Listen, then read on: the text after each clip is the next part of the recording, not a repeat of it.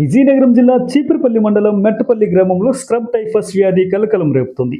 Scrub typhus virus సోకి మెట్టపల్లి గ్రామానికి చెందిన చందక రాజేశ్వరి మృతి చెందింది. నల్లి లాంటి ఆకారం కలిగిన పురుగు కాటేయడం ద్వారా వచ్చే వ్యాధి స్క్రబ్ టైఫస్. ఈ వైరస్ ఇప్పుడు విజయనగరం జిల్లాలో కొత్తగా కలవరం రేపుతోంది. అపరిశుభ్రంగా ఉండే ప్రాంతాలు, మొక్కలు ఎక్కువగా ఉండే ప్రాంతాలు, వ్యవసాయ పొలాల్లో ఎక్కువగా ఈ పురుగులు ఉంటాయి. ఈ పురుగు కరిచినప్పుడు లైట్ తీసుకోకుండా వెంటనే డాక్టర్ని సంప్రదిస్తే సులభంగా ఈ వైరస్ నుండి తప్పించుకోవచ్చని డాక్టర్లు చెప్తున్నారు. వైరస్ గురించి తెలియక తన భార్యని కోల్పోయానని, నాకు జరిగిన నష్టం ఇంకెవరికి జరగకూడదనే ఉద్దేశంతో ఈ స్క్రబ్ టైఫస్ వైరస్ గురించి ప్రజలకు అవగాహన కల్పించే విధంగా మీడియా చేయాలని మృతురాలి భర్త చందక సూర్య కోరారు. అదే సార్, మాది మెట్టపల్లి విలేజ్ సార్. మాది చీపురుపల్లి మండలం, విజయనగరం డిస్టిక్ అండి. అయితే మా మిస్సెస్ గారికి పూజకి పూలు ఏరడానికి తోటలోకి వెళ్ళిందండి. వెళ్తే ఇక్కడ చిన్న దోమలాగా ఏదో పుట్టిందండి మెడ మీద. దానివల్ల ఏమో మేము చీపురుపల్లి నీలకంఠం గారి దగ్గరికి హాస్పిటల్కి వెళ్ళడం జరిగిందండి. ఫీవర్ వచ్చిందని చెప్పి ఆయనేమో టెస్ట్ చేపిస్తే టైఫాయిడ్ అని చెప్పి రిపోర్ట్ వచ్చింది, పాజిటివ్ వచ్చిందని చెప్పాడు. 3 రోజులకు మెడిసిన్ ఇవ్వడం జరిగిందండి. అయితే 3 రోజులు మెడిసిన్ అయిపోయిన తర్వాత ఈ జ్వరం తగ్గింది, తలనొప్పి, వామిటింగ్ స్టార్ట్ అయ్యాయండి. స్టార్ట్ అయితే మళ్ళీ తిరిగి వెళ్ళడం జరిగింది. దానికి కూడా మెడిసిన్ ఇచ్చాడండి. అయినా సరే మనిషి కోలుకోలేదు. మళ్ళీ తిరిగి ఆవేశంలోకి వచ్చేసిందండి.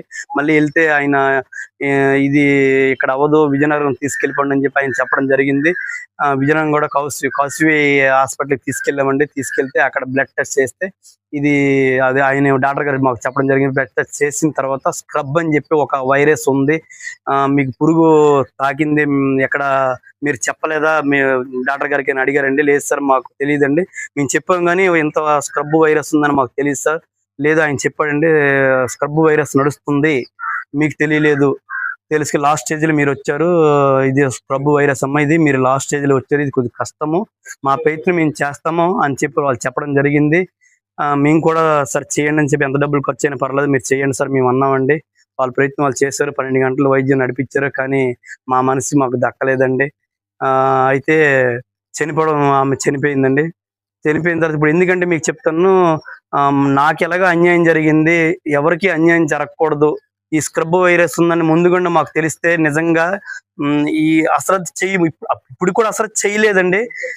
ముందుగా తెలుసుంటే నిజంగా ఈ వైరస్ ఉందని తెలుసుకుంటే ఆ టెస్ట్కి మేము బ్లడ్ టెస్ట్ చేయించేవాళ్ళం అండి. ముందు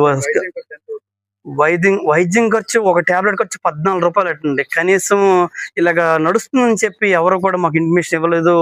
ఇప్పుడు ఈమె చనిపోయిన తర్వాత ఇప్పుడు వాట్సాప్లు, ఫేస్బుక్లు అన్ని కూడా స్ప్రెడ్ అవుతున్నాయి, ఈ వైరస్ ఉంది జాగ్రత్త అండి, అది ఇది అని చెప్పి అంటారు.